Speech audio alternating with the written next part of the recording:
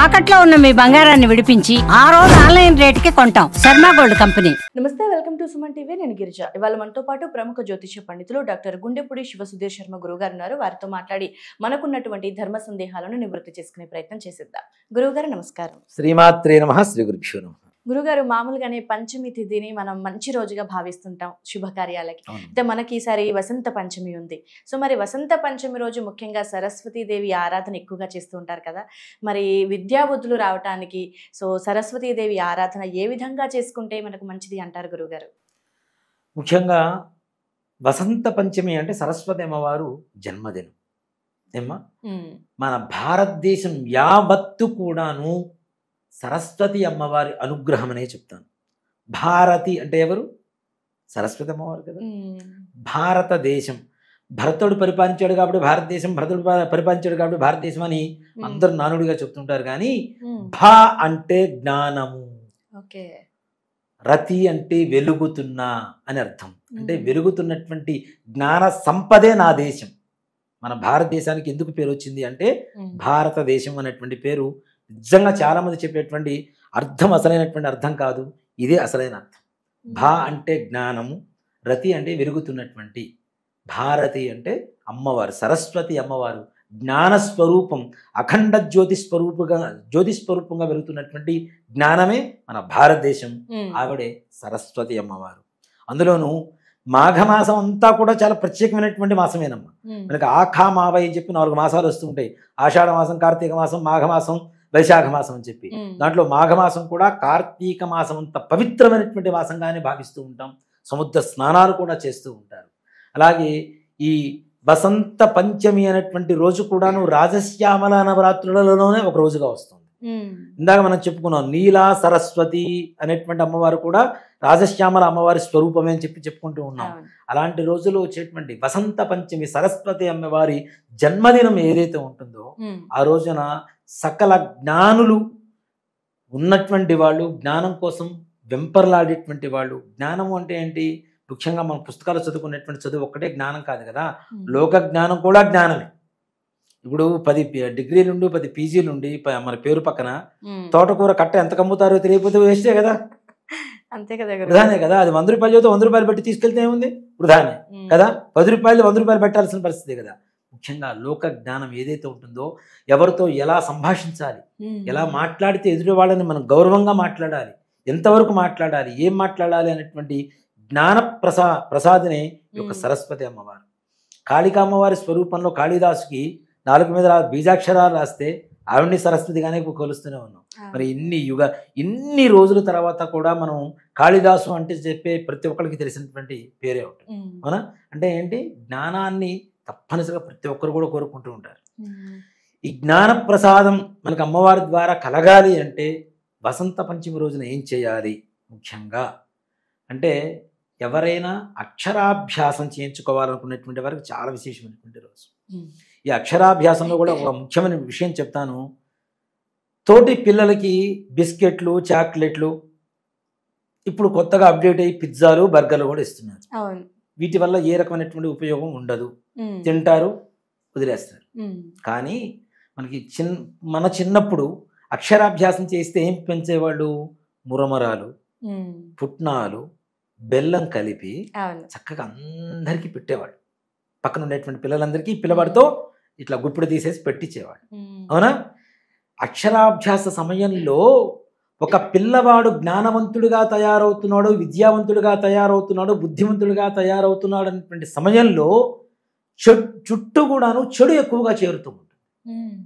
ఇప్పుడు మనకు రాహు బాలేదు, కేతు బాలేదు, శని బాలేదు అంటే వాడు వచ్చి ప్రత్యేకంగా మన పక్కన నుంచి కూర్చోరు కదా.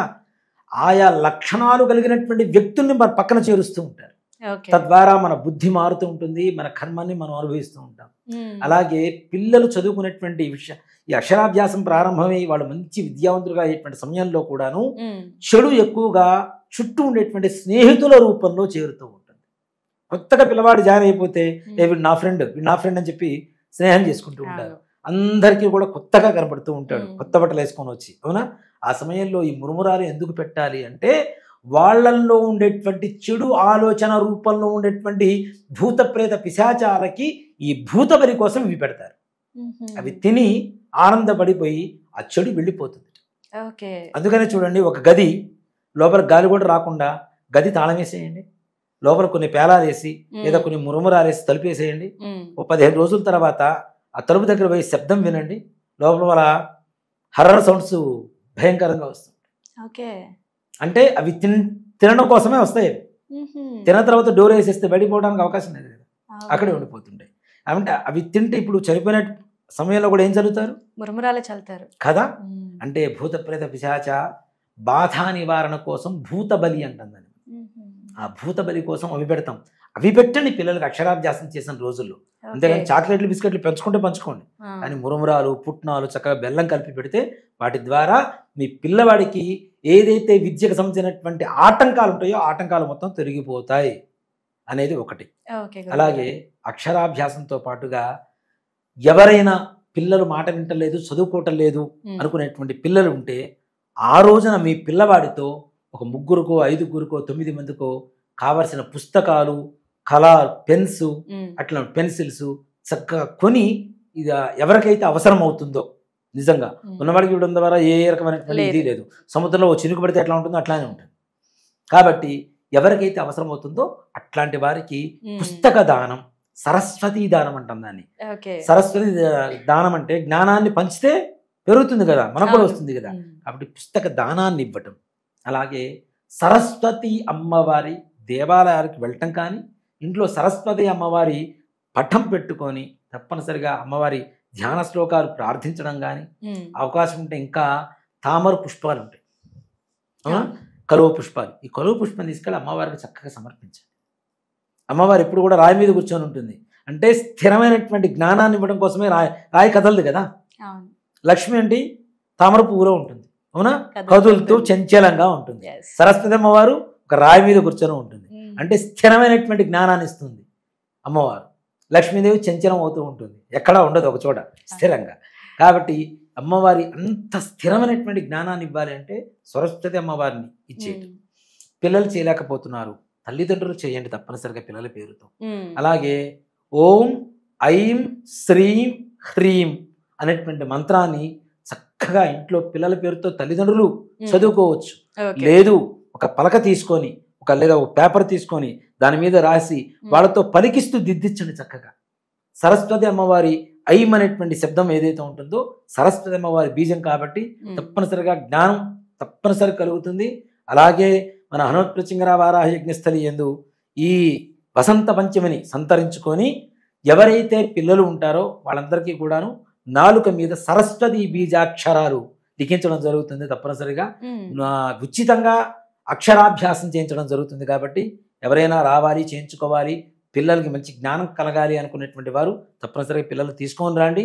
దర్భతో వారి నాలుక మీద ఆ సరస్వతి అమ్మవారి బీజాక్షర లిఖించడం జరుగుతుంది. కాబట్టి అందరూ కూడా యొక్క అవకాశాన్ని సద్వినియోగపరుచుకోండి, అమ్మవారి అనుగ్రహాన్ని పొందండి, మహాజ్ఞానవంతులుగా తయారవ్వండి. అయితే గురుగారి వసంత పంచమి అంటే మనం చిన్నపిల్లలనే ముఖ్యంగా తీసుకుంటూ ఉంటాము. అయితే మరి పెద్దవాళ్ళ విషయానికి వచ్చేసరికి కాంపిటేటివ్ ఎగ్జామ్స్ లేదంటే సివిల్స్ ప్రిపేర్ అయ్యే వాళ్ళకి కూడా వసంత పంచమి మనకు సరస్వతీదేవి కావాలి విద్య కాబట్టి, మరి ఆ రోజు పెద్దవాళ్ళు ఏ విధంగా అమ్మవారిని ఆరాధించడం లేదంటే ఏదైనా మంత్రం ఉంటే తెలియజేస్తారా గురుగారు? ఇందాక మనం చెప్పినటువంటి మంత్రం ఓం ఐం శ్రీం హ్రీం అనేటువంటి మంత్రం ఏదైతే ఉందో అది చిన్నవాళ్ళకైనా పెద్దవాళ్ళకైనా అందరికీ సరస్వతి అమ్మవారి అనుగ్రహం కావాలి. కాబట్టి ప్రతి ఒక్కరూ తప్పనిసరిగా ఒక 108 సార్లు చక్కగా ప్రతిరోజు చేసుకోవచ్చమ్మా. ఒక్కరోజనే కాదు, మనం జ్ఞానం అనేది ఎంత ఉన్నా కూడా ఇంకా కావాలి, ఇంకా కావాలి, ఇంకా కావాలి మనకి, అవునా?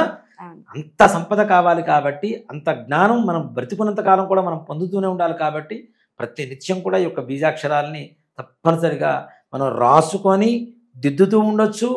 లేదు అంటే కొంతమంది మాటల్లో అనేటువంటి వాళ్ళు ఉంటారు, వాళ్ళకు కూడా దిద్దించండి. తప్పనిసరిగా వాళ్ళు వంతుగా ప్రయత్నం చేస్తే సరస్వతి అమ్మవారి అనుగ్రహం చేత వాక్కు కూడా ఫలించడానికి అవకాశం ఉంటుంది. తప్పనిసరిగా మనం అనేటువంటి మాట శాసనం అవుతుంది. మాటలు రానటువంటి చిన్న చిన్న పిల్లలకి తొందరగా మాటలు రావడానికి అవకాశం ఉంటుంది. కాబట్టి అందుకని మనం పిల్లలకి మాటలు రాకపోతే సరస్వతి లేఖ్యం తినిపించమని చెబుతూ ఉంటారు. మన కొమ్ము ఉంటుంది కదా, వసకొమ్ముతో తయారు చేసేటువంటి ఈ సరస్వతి లేఖ్యాన్ని తినిపించమని చెబుతారు. దానివల్ల జ్ఞాపక శక్తి, మాటలు కూడా తొందరగా వస్తాయి. దాని పేరే సరస్వతి లేఖ్యం కదా. కాబట్టి తప్పనిసరిగా సరస్వతి అమ్మవారు బీజాక్షరాలు అందరూ జపించవచ్చు, అందరూ జ్ఞానాన్ని పొందవచ్చు. ఓకే గురుగారు, నిజంగా వసంత పంచమికి సంబంధించి చాలా చక్కటి విశ్లేషణ వీక్షకులకు అర్థమయ్యే విధంగా చాలా చక్కగా మంత్రాన్ని కూడా ఉపదేశించారు గురుగారు. ధన్యవాదాలు. శ్రీమాత్రే నమః. శ్రీ గురుభ్యో నమః.